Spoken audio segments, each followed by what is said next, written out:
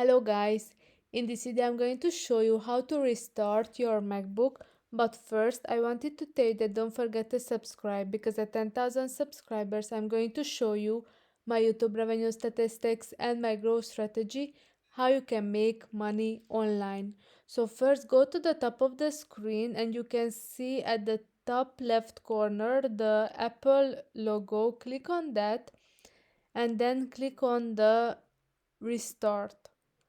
It will ask you, are you sure you want to restart your computer now? If you do nothing, the computer will restart automatically in 51 seconds. You can select the reopen Windows when logging back in option.